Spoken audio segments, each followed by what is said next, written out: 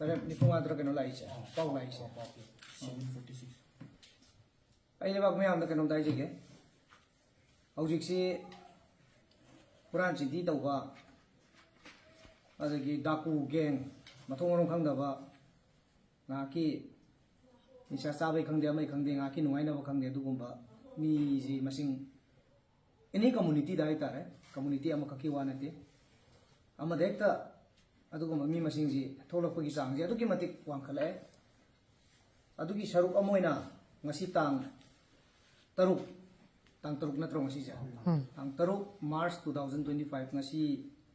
numidang pung tariat ka minini pu mga da 7:45 ta pao malaki lekai digi sekmai awang sekmai gi thong achouba ma mayam na sekmai ture nen hainei ba duga leiba sekmai thong digi manakta yu bender kari kra su mayam lei hai jing du da yu thak palak pa sa sa balak pa sing gi gari kham ba da gari mayam khame adugi gari jing doi marakta gari ahum thar amane auto mane barna ang sa ngau do barna mane thong chingamba hojiki thar du su thong hangdokna ba kanna thong du mu aga leramba aduga barna du su thong kanna chingamba adagi auto duna magi steering du mukthe aga leramba mayamna thengna rakpadagi tharaga arambai tengol da sigi aigi team mai tare PRO ge aigi squad party da aigi team da pau pirakpani pau piraganda khoina yam thuna konglei thuna chenjalaganda inquiry mati ama tawjare complaint tawri mayam du unajare ado hairiba gari huran ge tawrame ana tawriba mi si magi maming ji Krishna Karki 32 years Kalapahar Seti Khola hai Kalapahar Seti Khola ji Kalapahar bajanate akoi gi cookie gi kulama hype ga leye yam mathakta hairiba hype kun du lanthoga yam hena mathak karga leba adugumba kun namni ada magi phone ji aikoina mai phone kaino sing ji details ji yeng matamda gari gi karyo ji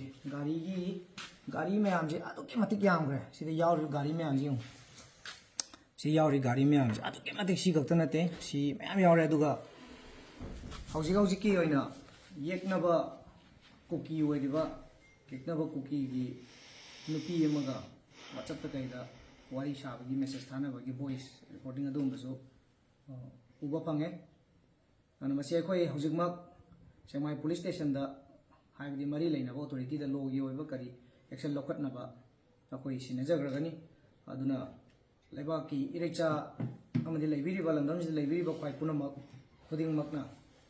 koi isa gi gari khama matamda bazar da boiro amada boiro lambi londang da khama matamda yam section na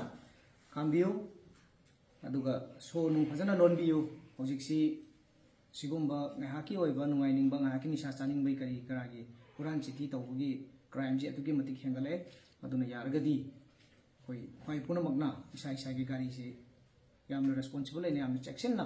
thambiu ai wafamdo thamjage adu hojik hairiba Krishna Karki je koi semai police station da hojik maksina jalagani